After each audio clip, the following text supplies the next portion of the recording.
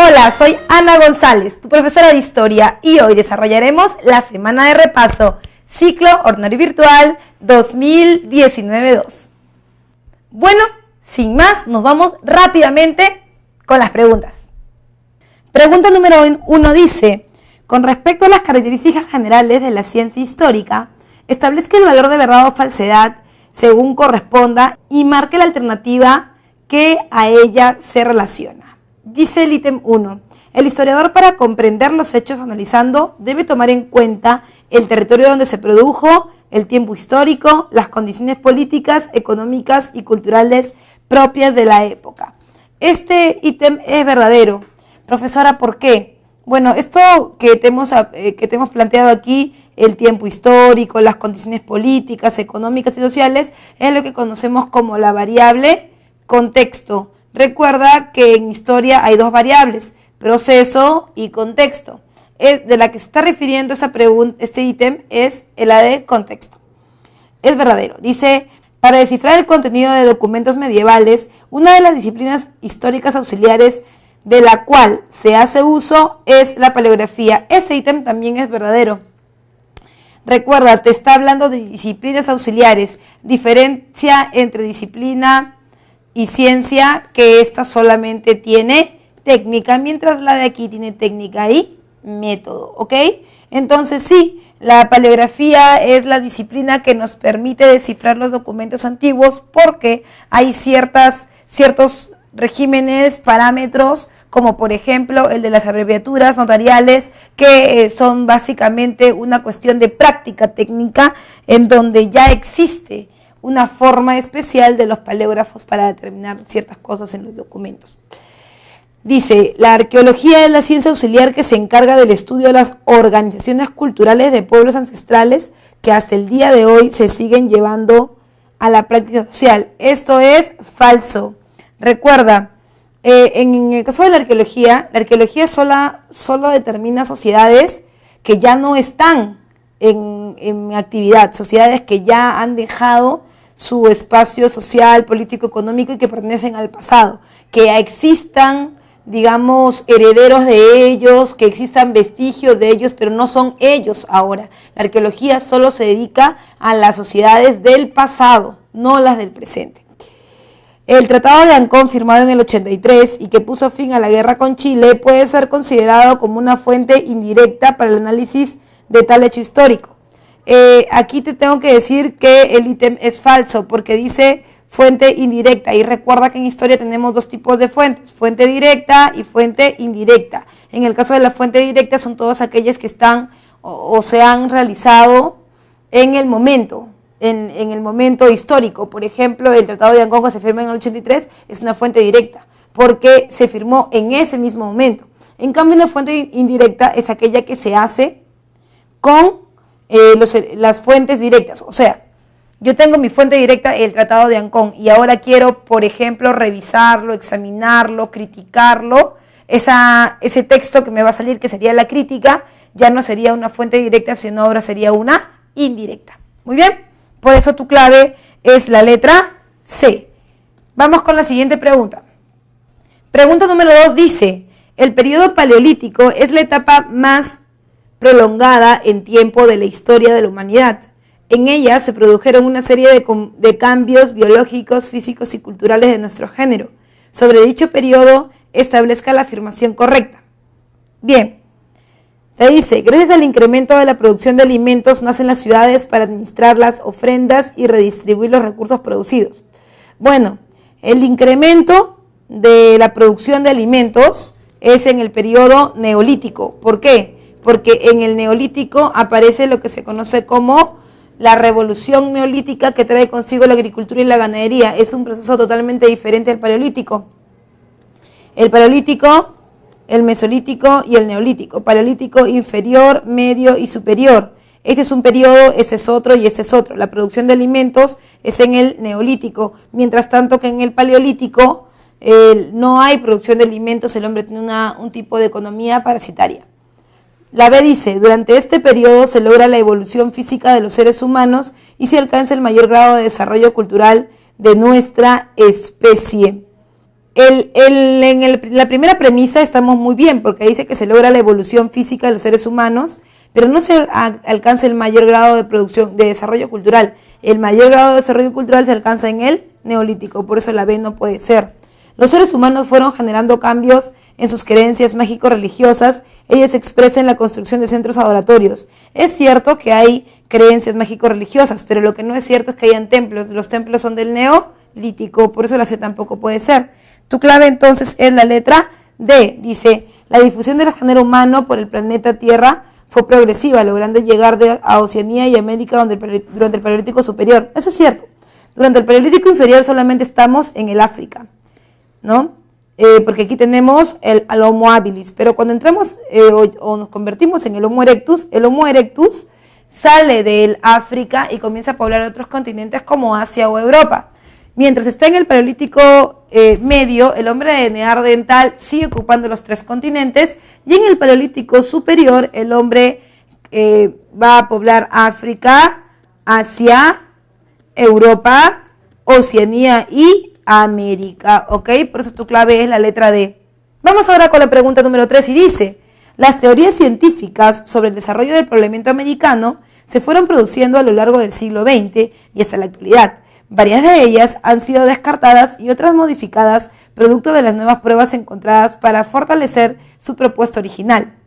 Aquella propuesta que defendía originalmente el uso de un puente de hielo para el ingreso de los pobladores hacia América y que luego sostuvo el paso de los pobladores por un istmo, como también con el uso de embarcaciones en diversas oleadas migratorias, sostiene que la migración a América proviene desde y fue defendida originalmente por, bien, esta teoría del puente de hielo, o también llamado puente de tierra, es la teoría asiática, ¿verdad? Claro, la teoría asiática del profesor Alex Hadleyka. ¿Qué dice Alex Hadleyka? Que el hombre llega a América en plena glaciación de Wisconsin, proveniente del Asia, hay una baja en el nivel del mar, se deja ver el suelo marino y hay una cuestión de relieves, ¿no? Altos y bajos relieves que te permiten pasar de un lugar a otro. Por eso tu clave es la letra D, Asia Alejandrica. Pregunta número 4 dice, establezca la relación correcta entre el periodo del Perú precerámico y la característica descrita que mejor se ajuste a ella. El ítem número 1 dice arcaico superior. En el arcaico superior la vida es sedentaria y hay un desarrollo de la economía productiva porque aquí aparece la revolución neolítica de los Andes. Eso quiere decir que aparece la agricultura, que lo convierte en sedentario, y la ganadería. Muy bien, entonces el 1 es la letra C.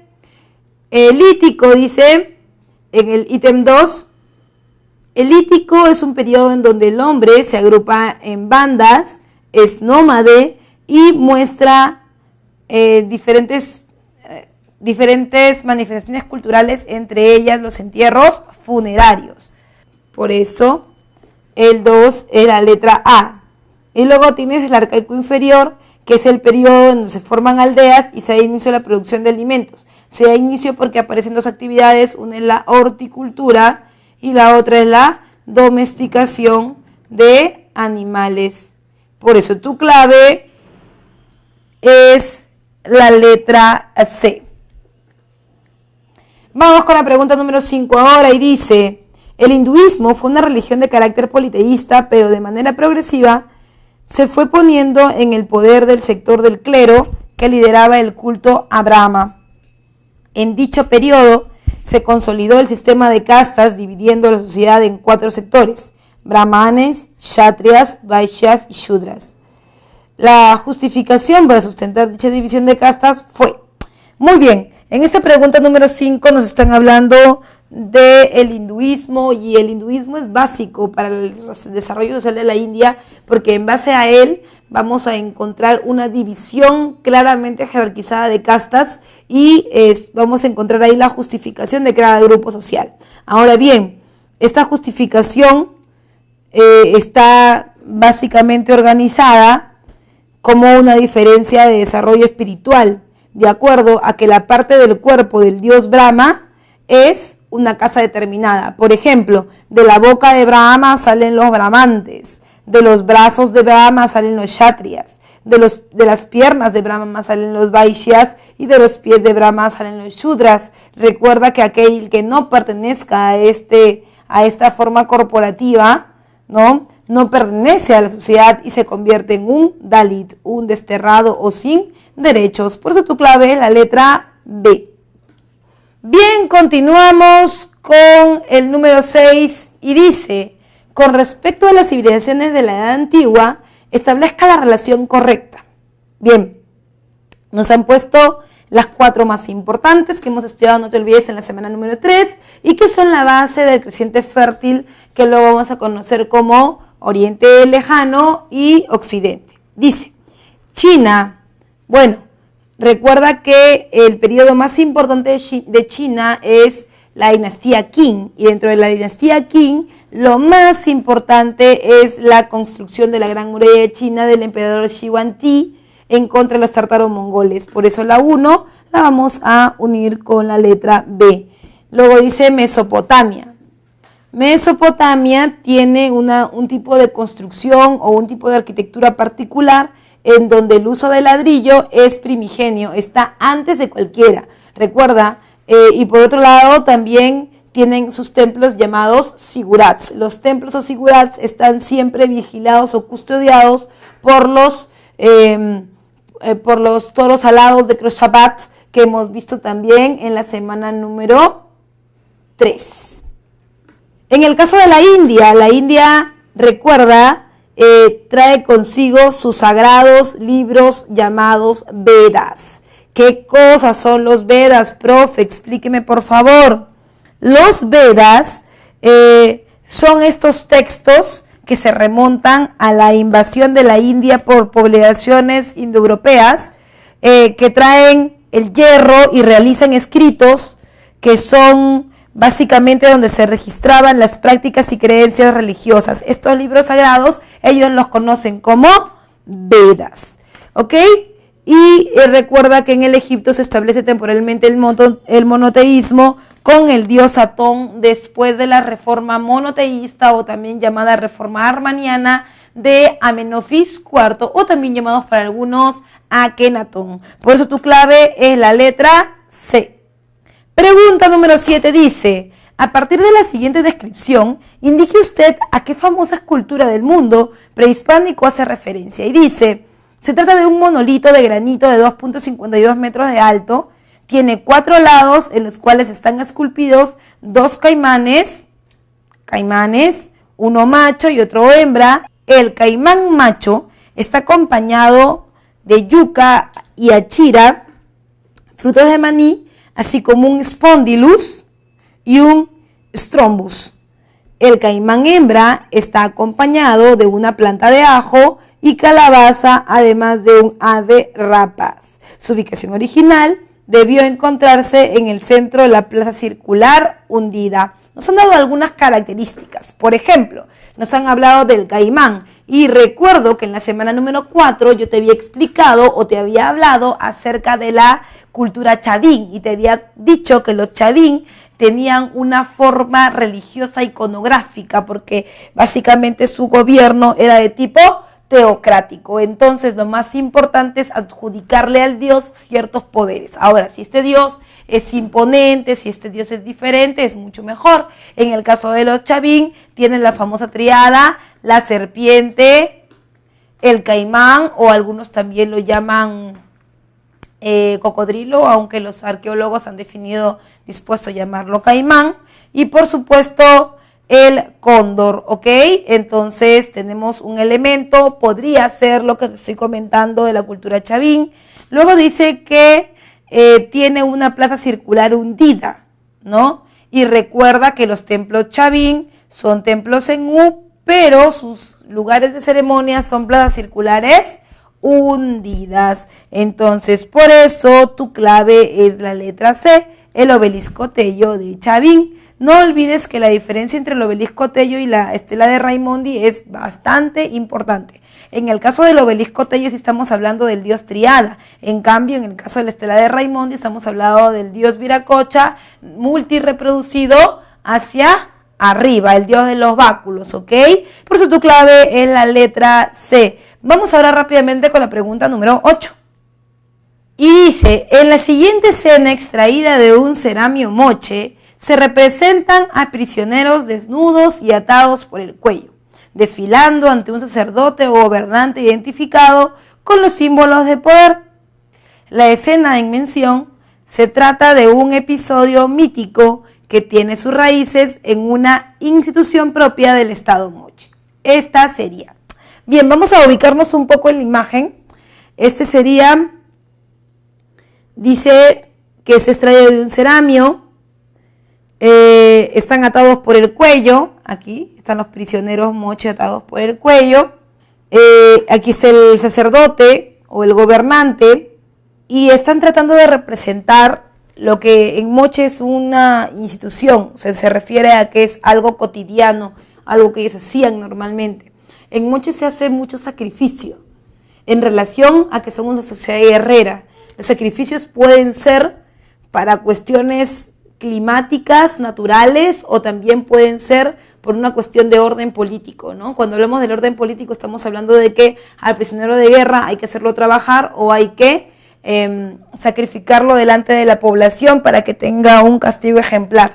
Y en el caso de la cuestión climática, la cuestión más de naturaleza, es que los moche también hacen sacrificios humanos en relación a que viven en un desierto y necesitan siempre agua. Para llamar el agua necesitan siempre vidas. Estas vidas normalmente suelen ser de personas jóvenes. Si son niños, mejor. Se han encontrado grandes entierros moche en relación a pedirle calma a la naturaleza por el fenómeno del niño. Por eso tu clave es la letra D. Se habla de sacrificios humanos. Bien, nos vamos con la pregunta número 9 y dice, la superioridad naval persa era evidente, pero hábilmente el general ateniense Temístocles supo llevar la batalla a su terreno, el estrecho de Salamina, que conducía a la bahía de Eleusis. Necesariamente tenía que producirse una confusión al tratar de combatir un similar de embarcaciones en un espacio de poco más de 1000 metros de anchura. A la caída de la tarde, lo poco que quedaba de la armada persa trataba de escapar del estrecho. Adaptado de Grecia, tomo 2, Salvat Editores. En el texto, en base al texto y las imágenes mostradas, el episodio descrito correspondería a. Muy bien, por la descripción que nos han dado, nos encontramos en las guerras médicas, pero recuerda que las guerras médicas tienen varios episodios: Primera Guerra Médica, Segunda Guerra Médica y Tercera Guerra Médica. En el caso de la Primera Guerra Médica, recuerda, es la intervención directa de Atenas sin apoyo de Esparta, ¿no? Ahora, cuando hablamos de la Segunda Guerra Médica, hablamos de enfrentamientos como Salamina, Micala y Platea, ¿no? En este caso preciso nos están haciendo referencia a la Segunda Guerra Médica en el estrecho de Salamina, donde la hegemonía de Atenas va a comenzar a originar ciertos malestares en toda Grecia, sobre todo de polis tan diferentes y siempre rivales como Esparta. Por eso tu clave es la letra A, la defensa de la élite en la Segunda Guerra Médica. Siguiente, número 10. Y en la pregunta 10 dice, el Imperio Romano de Occidente cayó en el año 476, tras siglos de decadencia que fueron minando su poderío hasta su eventual desintegración. Indique cuáles fueron los factores que explican el deterioro de su poder imperial. Bien, te están pidiendo cuáles son las causas de la caída del Imperio Romano de Occidente. Bien, vamos a detallarlas a continuación. Dice, la excesiva expansión territorial y la falta de recursos para su sostenimiento, sí. Recuerda que al final del Imperio Romano la posibilidad del mantenimiento del ejército era casi nula, y es por eso que también se necesitaba echar mano después de los reinos bárbaros. Los reinos bárbaros tienen dos invasiones, la invasión violenta y la invasión pacífica. De la que te estoy hablando yo es de la primera, de la invasión pacífica, cuando se le pide alianzas a los reinos bárbaros para poder, digamos, que completar un ejército artificial, ¿no? Entonces, la 1 sí es. Dice, la germanización del ejército y su dependencia de líderes militares bárbaros. Sí, lo que te estaba diciendo justamente, ¿no? Esta idea de que se va debilitando el ejército romano por la necesidad de depender cada vez más siempre de los foráneos. Dice, la adopción del cristianismo y la pérdida de la ideología imperialista, por supuesto que sí. Los cristianos son una fuerza muy importante dentro de Roma, y ellos, con su ideología monoteísta, van a hacer entrar en crisis económica al Imperio Romano, ya que el Imperio Romano mantenía su ejército y mantenía gran parte de la burocracia a través del pago de impuestos a los dioses, que van a ser poco a poco cada vez menos hasta llegar al monoteísmo oficializado en el gobierno de Teodosio. Y finalmente la letra D dice, las guerras civiles del siglo III y la anarquía política, por supuesto, ese caos político, ese desgobierno, también es una causa, por ello tu clave es la letra C. Todas son correctas. Pregunta número 11 dice, con respecto a las diversas sociedades que se desarrollaron durante el intermedio tardío, indique verdadero o falso según corresponda. El estado más poderoso y complejo de este periodo fue el reino Chincha. Falso. Recuerda que en el intermedio tardío hay dos importantes, hasta tres, ¿no? Uno son los chancas, otros son los incas y otros son los chimúes. La cultura chimú logró contactos comerciales directos con el altiplano. Eso también es falso. Si Chimú tiene contactos comerciales, siempre van a ser por el mar y por lo general hacia el norte. Muy bien. La Confederación Chanca poseía enclaves ecológicos en la sierra costera. Eso es falso.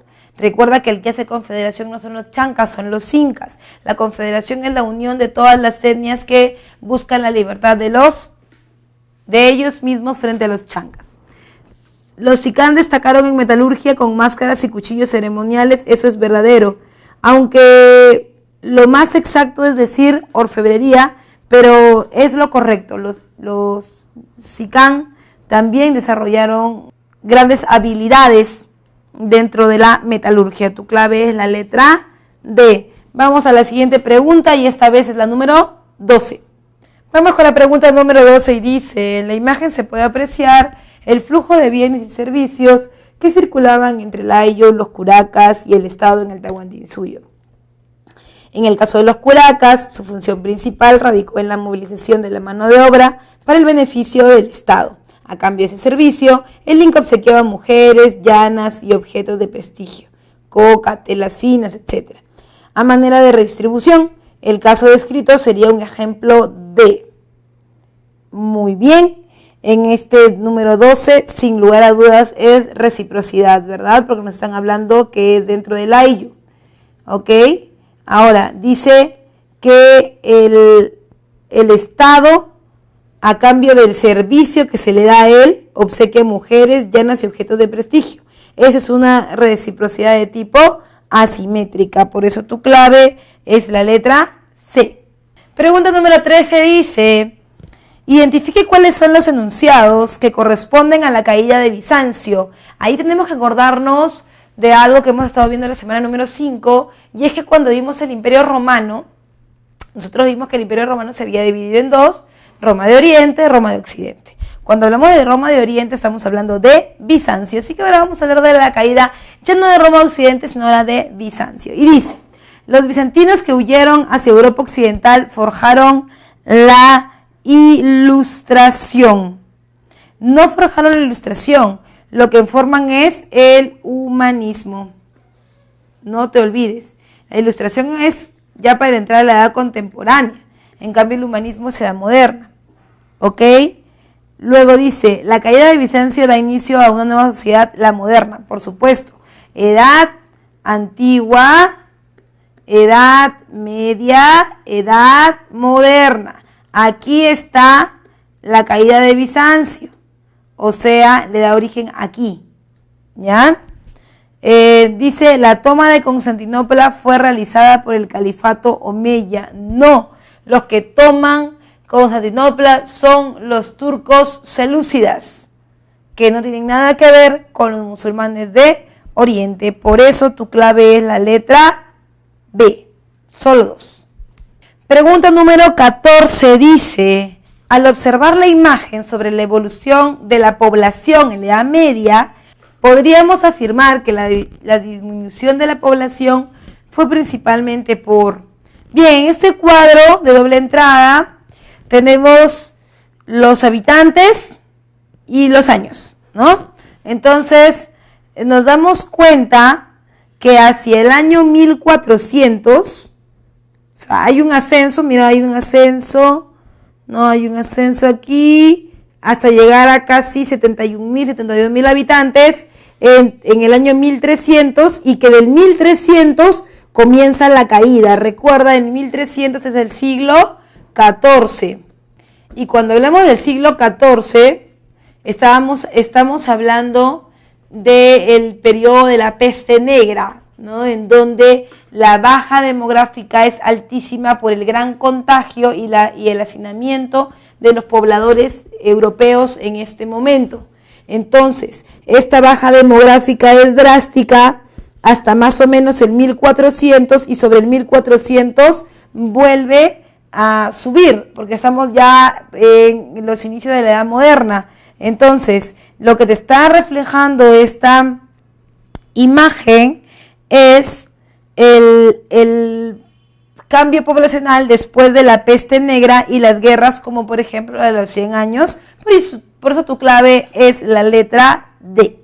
Siguiente pregunta, número 15, dice, del mismo modo, ¿por qué los cánones penitenciales, que de hecho y por el desuso desde hace tiempo están abrogados y muertos como tales, se manifiestan no obstante hasta hoy por la concesión de indulgencias como si estuvieran en plena vigencia? Del mismo modo, ¿por qué el Papa, cuya fortuna es más abundante que la de los más opulentos ricos, no construye tan solo una basílica de San Pedro de su propio dinero, en lugar de hacerlo con el de los pobres creyentes? Ambos párrafos fueron escritos en el contexto de la Reforma por el sacerdote Martín Lutero. Realiza la inferencia cuál es la obra al que pertenecían los párrafos en mención.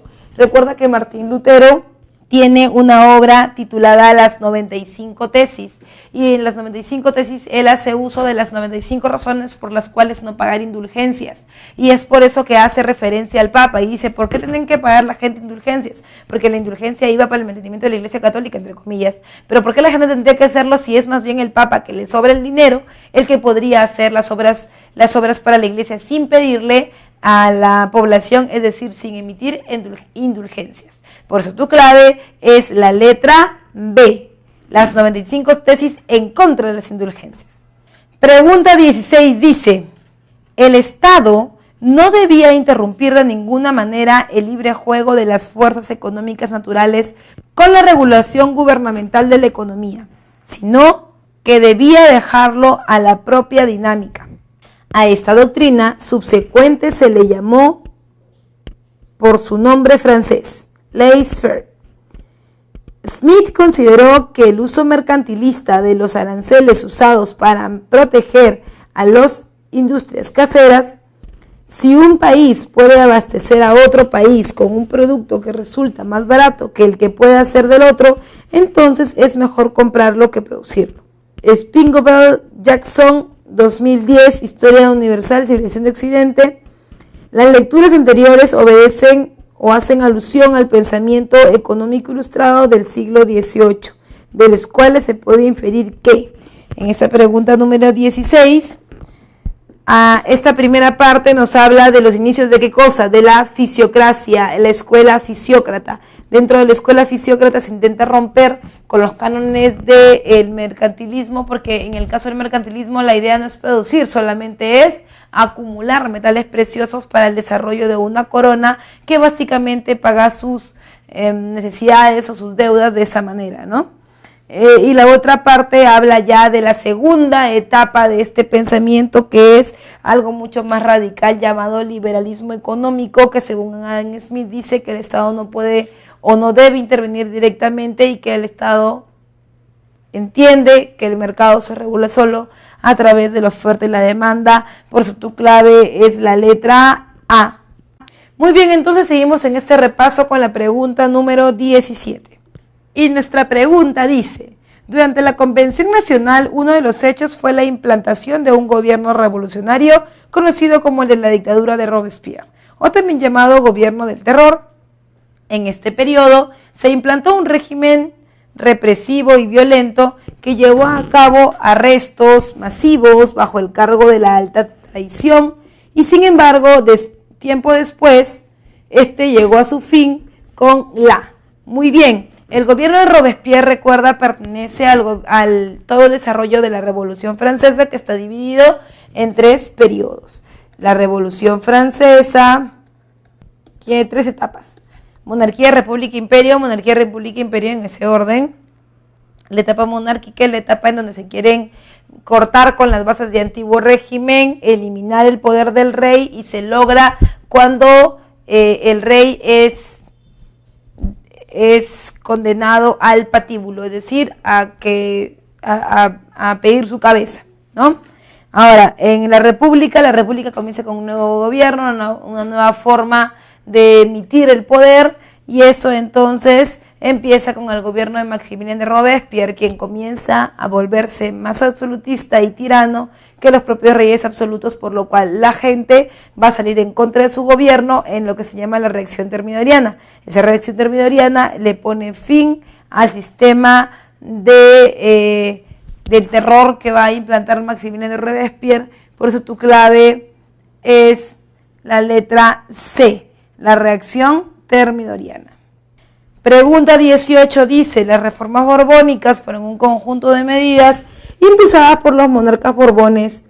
Implicaron cambios importantes en los ámbitos territoriales, administrativos, comerciales, económicos, sociales y fiscales. En el aspecto político y administrativo se crean 2 nuevos virreinatos con el fin de... Bueno, el virreinato del Perú, cuando los Borbones llegan al Perú, recuerda, los Borbones entienden que se necesita aquí, tanto en América, España y todos los terrenos de la corona borbona, necesitamos nuevos cambios y mejor administración, porque al haber hecho el cambio de dinastía Habsburgo a dinastía Borbón, los Borbones quieren una administración mucho más centralizada. Hay cambios en España, hay cambios en América, y en el caso de América los cambios no solo son económicos, también y sobre todo son políticos, ya que el territorio, sobre todo de Sudamérica, es un territorio que es demasiado vasto para ser gobernada por una sola persona, que es el virrey. Ahora, si tú te das cuenta, en este pequeño mapa de América del Sur, todo lo que no está en amarillo, o sea, todo este vacío que ves acá, esto no, por supuesto, esto es Brasil, pero todo lo demás es el virreinato del Perú, lo cual indicaba que el nivel de corrupción debía estar muy alto, porque el virrey no se podía hacer cargo de todos los problemas en cada lugar del virreinato. Es por ello que se crean nuevos virreinatos y nuevas intendencias. Por eso tu clave es la letra D. Vamos rapidito con la pregunta 19, que nos dice. Vamos a examinar qué dice la pregunta 19. Dice: sobre los siguientes enunciados en relación a la crisis del Imperio Español, señale verdadero o falso según corresponda. Nos están hablando del contexto internacional en el cual se va a dar el proceso de independencia. Recuerda bien, la crisis del Imperio Español está ligada directamente a la verdadera causa por la cual el Perú pudo ser libre, que en realidad no vino desde adentro como se cree con los levantamientos de Tupac Amaru, sino vinieron de afuera con las corrientes libertadoras. ¿Ok?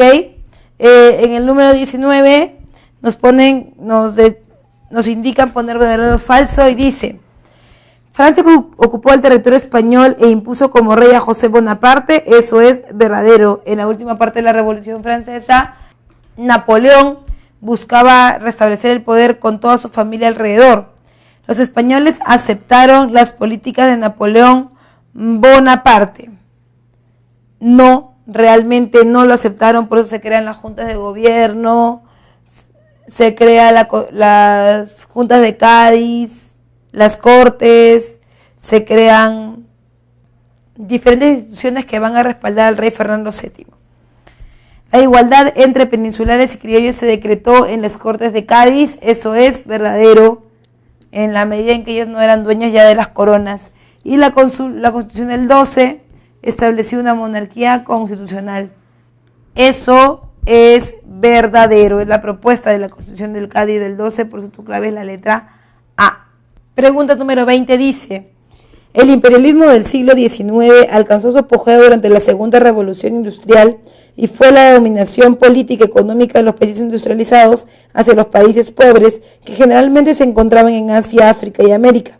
Respecto a este fenómeno, indique las causas que lo generaron. Te piden las causas del imperialismo del siglo XIX, vamos a ver cómo respondemos esto. Dice, la sobreproducción y la búsqueda de mercados, eso es cierto. La intervención del telégrafo con hilos, eso no es real. Estamos básicamente enfocados al cuidado del espacio público más que a la invención del telégrafo, ¿no? El rol de la raza blanca es raza civilizadora, sí, en algún momento lo hemos hablado, pero no para el imperialismo, sino más bien como una justificación de este. No es una causa propiamente dicha. La exportación de grandes capitales, eso también es real, y el exceso de acumulación de capitales, lo cual también es real. Por eso tu clave es la letra B, 1, 4, 5. Bien, vamos con la pregunta número 21 y dice: de la siguiente relación de acontecimientos ocurridos durante la Primera Guerra Mundial, establezca el orden cronológico correcto. Bien, vamos a hacer una línea de tiempo, como ya nos hemos acostumbrado, y nos vamos. Dice, la invasión a Bélgica y Francia por el ejército alemán. La invasión a Bélgica, recuerda, está entre el 1915 hacia adelante. Luego tienes la guerra de trincheras. Luego tienes el tratado Brest-Litovsk, que con este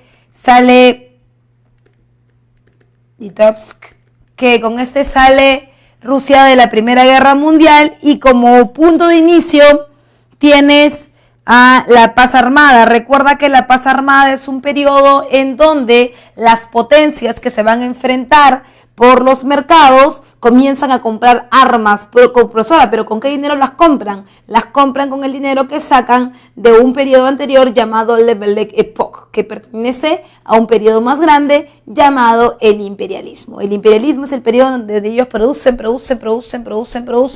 venden mucho, con ese dinero comienzan a modernizar sus ciudades. Este es el caso de Francia, es el caso de Inglaterra, y con el otro poco de dinero que tienen compran armas, la llamada paz armada, que beneficia a Alemania y Estados Unidos para el inicio de la Primera Guerra Mundial. Por eso tu clave es la letra D.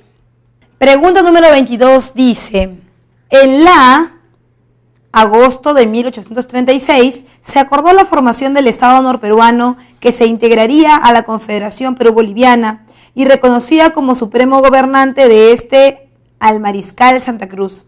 El Estado norperuano lo formarían los siguientes departamentos: Lima, La Libertad, Junín y Amazonas. Esta pregunta nos interroga de a qué suceso histórico se están refiriendo. Y bueno, para hacer un poco de contexto histórico, nos hablan de 1836. Este es un año en donde aparece la famosa Confederación Perú-Boliviana. Recuerda que la Confederación Perú-Boliviana es la unión de los territorios de Perú más Bolivia, no solamente de manera física, sino también de manera política, y se dividirían en tres. Ya no van a ser Perú y Bolivia, se van a dividir en Estado norperuano, Estado surperuano y Bolivia. En realidad el Estado norperuano vendría a ser el norte del Perú hasta Lima, y desde Lima hacia abajo, hacia Tacna, vendría a ser el Estado surperuano y luego anexado a Bolivia. Ahora, el objetivo de la Confederación es reorganizar la ruta que teníamos antes de las reformas borbónicas, porque se había cortado, recuerda tú, por la salida de la mina de Potosí. Entonces, este texto se está refiriendo definitivamente a la Confederación Boliviana, Perú-Boliviana, que comienza sus actividades con la conferencia de Huaura. Recuerda que en esta conferencia se implantan o se ponen de manifiesto la constitución política del Estado norperuano del 3 al 11 de agosto de 1836, ¿ok? Entonces, por eso tu clave es la letra D. Vamos con la pregunta 23 y dice, el contrato Grace fue un contrato suscrito durante el primer gobierno de Andrés Avelino Cáceres con la Casa de Tenedores de Bonos de la deuda externa peruana, representada por la firma británica Grace. ¿Significó la consolidación? Bueno, este contrato Grace significa la consolidación, la entrada al Perú del capital británico. ¿Por qué del capital británico? Porque recuerda que la Casa Grace hace un juego de consignaciones con el Perú. El Perú pagaría su deuda externa, deuda que tenemos del proceso de independencia, y la Casa Grace pagaría la deuda externa que tenemos desde el proceso de independencia, y el Perú a su vez entregaría, ¿qué cosa? Concesiones. ¿Qué son las concesiones, profe? Es entregarle recursos naturales, entre otros más, al capital británico para que ellos los puedan explotar. ¿Qué le entregamos? Le entregamos salitre, le entregamos los ferrocarriles por 66 años, le entregamos guano, la salida por el Amazonas, la libre navegación por el Titicaca, y todo esto se condensaba en lo que tú conoces como la consolidación capitalista de Inglaterra en el Perú, hasta bien entrado el gobierno de la República Aristocrática. Por eso tu clave es la letra B. Vamos ahora con la pregunta número 24 que dice, durante el oncenio de Leguía, la explotación indígena en la construcción de carreteras y caminos tuvo como una muestra A. Te están preguntando ahí por la modernización urbana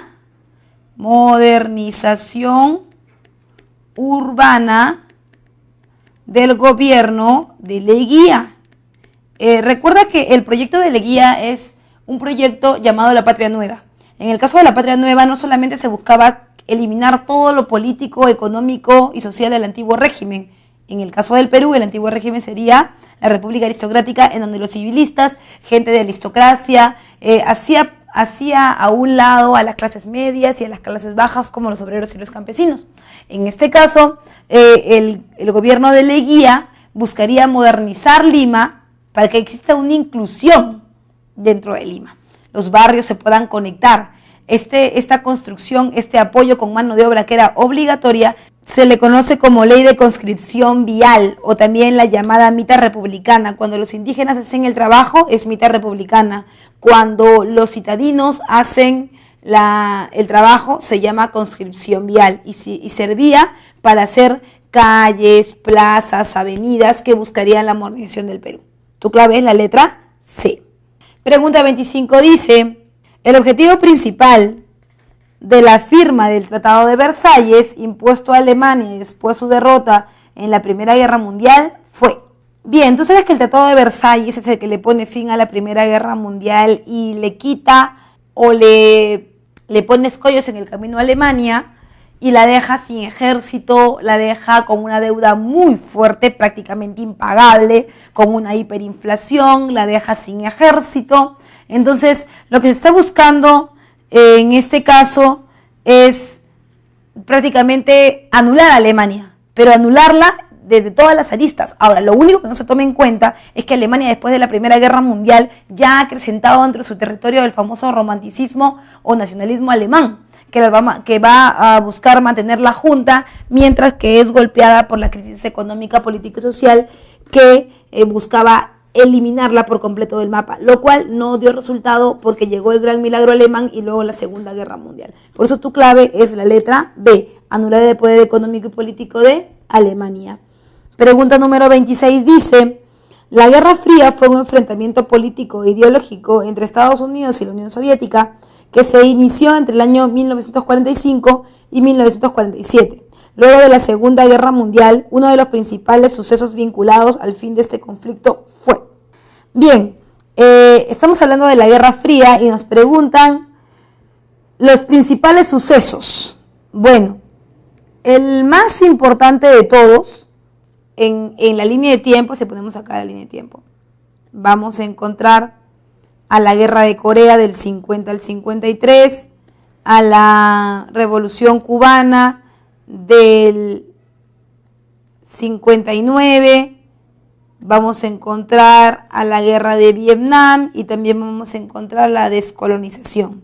Pero el punto más álgido de esta Guerra Fría es la destrucción literal y caída del muro de Berlín. Profesora, ¿quiere decir que esa es la causa para la desintegración de la Unión Soviética? Sí, la caída del muro de Berlín es el inicio del fin, le pone fin a la participación de la Unión Soviética y por supuesto al cierre de la Guerra Fría. Por eso tu clave es la letra D. Pregunta 27 dice, el ochenio periodo de gobierno militar impulsó cambios de diferente índole en ámbitos como el político, social y económico. En ese objetivo trazado estuvo basado en, Odría es un presidente que buscaba de alguna manera reorganizar la economía del Perú a partir de un modelo ortodoxo. Si bien es cierto, durante todo el tercer militarismo hemos estado buscando hacer industria, siempre hemos hecho desde una perspectiva muy keynesiana, una perspectiva muy heterodoxa, en donde supuestamente el Estado debería intervenir porque sería la única forma, la única manera de poder reactivar la economía. Porque al mismo estilo del New Deal de Estados Unidos después de la crisis del 29, así debería ser. Aunque en el caso de Odría, en el ochenio, él decide más bien optar por una medida mucho más liberal porque él está anclado a una misión, la famosa misión Klein. Y en el caso de la misión Klein, lo más importante es basar la reactivación económica en los impuestos, grabarle impuestos, más impuestos a la población y eliminárselos ¿a quién? A las grandes internacionales, como por ejemplo las mineras. Cuando hablamos de las mineras, él quiere incentivar la intervención del capital extranjero a partir de prácticamente un impuesto flat o tipo cero. ¿Y quién asumiría ese pago? ¿Quién asumiría ese gasto? Lo haríamos nosotros, la población civil, esperando entonces que el Estado no intervenga en controlar precios y mucho menos en decidir poner mano de obra a trabajar. Por eso tu clave es la letra A, atraer inversión a través del incentivo tributario.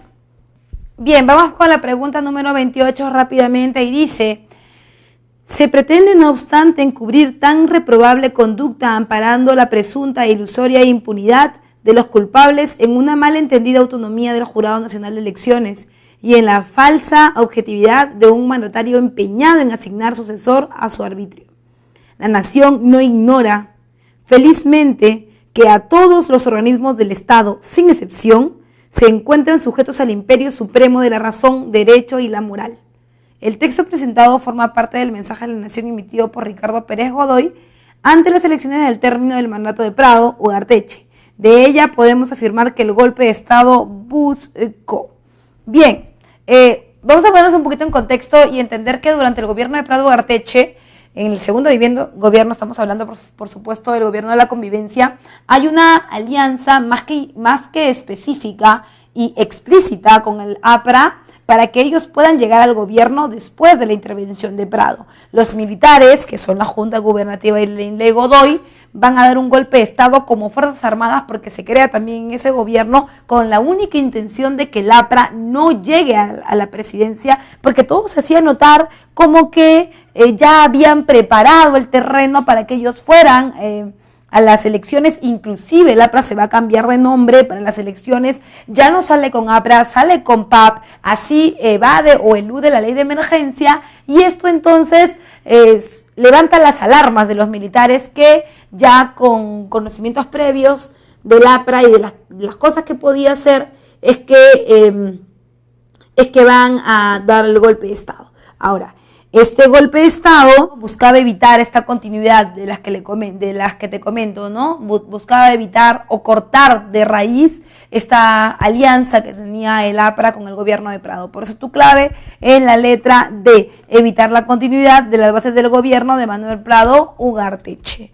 Pregunta 29 dice: en referencia a las acciones de gobierno durante la Revolución China, se buscó implantar un conjunto de medidas como las contenidas en el Gran Salto Adelante, las cuales tuvieron entre sus objetivos. Bien, en el caso de las medidas del Gran Salto Adelante, se busca la industrialización. Profesora, ¿China quiere ser industrial? Por supuesto. Todos los países que quieren ser libres o tienen revoluciones deben basar sus revoluciones en una plataforma económica. En el caso de la Revolución Francesa, que es siglo anterior, ¿no? La Revolución Francesa no tenía un respaldo industrial, pero sí tenía un respaldo en la burguesía. Esta burguesía que era la que financiaba la revolución para romper los monopolios comerciales y poder desarrollar una economía libre. En el caso de las revoluciones, que son como la cubana, la china, en el caso de la rusa igual, ya hay otra visión de la economía. Ya no es comerciar, ahora es producir para luego comerciar. Pero para poder producir necesitamos una industrialización. En el caso de China, esos cambios se deben a un régimen de industrialización rural y laboral en la zona también rural. Entonces la idea es volver industriales a todos, a los que se encuentran en las zonas urbanas y también a los que viven en la zona rural. Eso se conoce como el Gran Salto Adelante o la segunda revolución social dentro de China. Por eso tu clave es la letra C. Pregunta número 30 y es una imagen. Dice, la siguiente imagen forma parte de la caricatura política del contexto de la Revolución Cubana.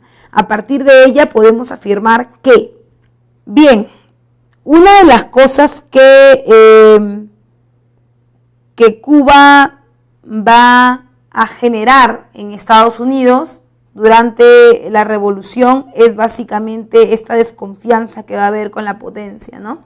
Porque es cierto que mientras ellos están en revolución van a conspirar en contra del gobierno norteamericano, pero ¿por qué el gobierno norteamericano se va a alarmar? Porque hay una alianza entre Cuba y la Unión Soviética. Es más, Cuba ha permitido que los misiles soviéticos estén ubicados en su territorio, direccionados directamente a Estados Unidos. Entonces, ¿de qué estamos hablando? Cuba va a incrementar su desconfianza, la de Estados Unidos y, por supuesto, la intervención de la Unión Soviética en lo que nosotros conocemos como la Guerra Fría. Por eso tu clave es la letra D. Pregunta número 31 dice, el primer gobierno de Alberto Fujimori realizó fuertes cambios dentro de la economía nacional, orientadas al nuevo contexto internacional, la globalización. Estos cambios incluyeron una orientación económica al sistema, buscando la eliminación de la intervención directa del Estado. Para tal fin, también se impulsó la creación de empresas. Bien, hay que ponerse también otra vez en contexto y tomar en cuenta que cuando Fujimori llega a su primer gobierno estábamos en una crisis económica terrible. Recuerda que la inflación galopante del gobierno de Alan García era prácticamente absorbente para todos. No existía intervención o digamos que una inversión fuerte del capital privado porque la moneda estaba devaluada y porque si no había que hacerlo en dólares y el dólar era una moneda muy cara, la gente no estaba dispuesta a pagarlo, el Estado intentaba subsidiarlo, salió mal la prueba que era el dólar MUC. Así que cuando Fujimori entra a la presidencia en el año 90, él tiene que hacer todo un cambio y pegarse al tipo de sistema económico norteamericano, y es por eso que lo primero que hace es alinearse al Fondo Monetario Internacional y en su gobierno hay un acercamiento al sistema ortodoxo o también llamado liberal del capitalismo, en donde el Estado busca ponerle fin a la industria nacional e impulsar la creación de empresas privadas. Ese es un problema a largo plazo, porque sí es cierto que ya era insostenible. Era insostenible un gobierno con una burocracia que crecía todos los días, era insostenible tener un gobierno que ya prácticamente la industria estaba muerta, pero el gran problema de esto es que se cortaron los regímenes laborales, ¿no? Que se vuelven inestables en el gobierno de Fujimori. La empresa privada comienza a poner sus condiciones para poder contratar a la gente. Por ejemplo, aparecen las tercerizaciones. Las tercerizaciones son esa figura laboral en donde una persona que puede trabajar de planta en una empresa no aparece en la planilla. ¿Y por qué no lo hace? porque así nos evitamos de pagar pensiones, de pagar seguro, de pagar jubilaciones, y se hacen renovaciones o adendas cada 6 meses y en el caso del Estado cada 3 meses. ¿Para qué? Lo que pasa es que en el Estado cada 6 meses se pasa planilla. Pero si yo hago mi renovación cada 3 meses, cada 4 meses, o simplemente es que entrega su recibo por honorarios, no hay una relación, no hay una afiliación directa con la empresa, no hay una relación o afiliación directa con el Estado. Por lo tanto, el Estado no necesita hacerse cargo de su trabajador. Solo si ese trabajador pasa los 6 meses. Y en el gobierno de Fujimori se extendieron leyes que permitieron que esto no ocurriera. Entonces la gente decía, bueno, no importa, tenemos trabajo igual, tenemos platita, ¿qué preferimos? ¿Tener beneficios o tener el trabajo ahora que estamos, digamos, mal económicamente? Y la gente tomó la segunda opción. Esa segunda opción ha quedado marcada en la economía del Perú hasta nuestros días. Por eso tu clave es la letra A, ortodoxo y empresas privadas. Última pregunta número 32, última pregunta del ciclo, dice: la siguiente imagen pertenece a la caricatura política del primer gobierno de Alan García. De ella podemos comprobar. Bien, es una caricatura que nos enseña el 48,6% de índice que él cree que es índice de popularidad según la caricatura, pero más bien es el índice de inflación. Mira a qué nivel habíamos llegado, qué había pasado con la economía nacional. Bueno, no había inversión privada y por supuesto tampoco había grandes poderes del Estado para poder resolver eso, ¿no? Entonces el gobierno de Alan termina así con una aceptación poco favorable para el APRA, un partido que había llegado después de casi 60 años a la presidencia de la República y que se esperaba con ansias que pudiera ser un buen gobierno, pero que hizo las cosas mal, ¿no? Intentó hacer un gobierno populista, de corte heterodoxo, que estaba muy de moda para la época también, pero también hay que entender que el gobierno de Alan García tiene un contexto internacional un poco más duro que el de Fujimori, ¿no? Porque en los últimos años del gobierno de Alan García estamos viendo la desintegración de la Unión Soviética, estamos viendo también el fin de la Guerra Fría y por supuesto ese rebote en América Latina es muy fuerte. Por lo tanto, estamos en un proceso hiperinflacionario y además también estamos en un proceso de crisis social, política y económica. Por eso tu clave es la letra B, el alto grado de crisis económica por el que atravesaba el Perú. Bueno, como cada semana, eso ha sido todo por hoy. Y también por el ciclo. Muchas gracias por haberte conectado cada capítulo y haber hecho tus preguntas que realmente eran buenas. Gracias también por la paciencia. Sabemos que estos cambios que hemos hecho en las preguntas han sido un poco tediosos, pero ha sido la mejor compañía. Gracias por ver los videos y por supuesto nos vemos, ojalá, ya no en un próximo capítulo, sino ojalá nos veamos en la universidad. ¡Chao!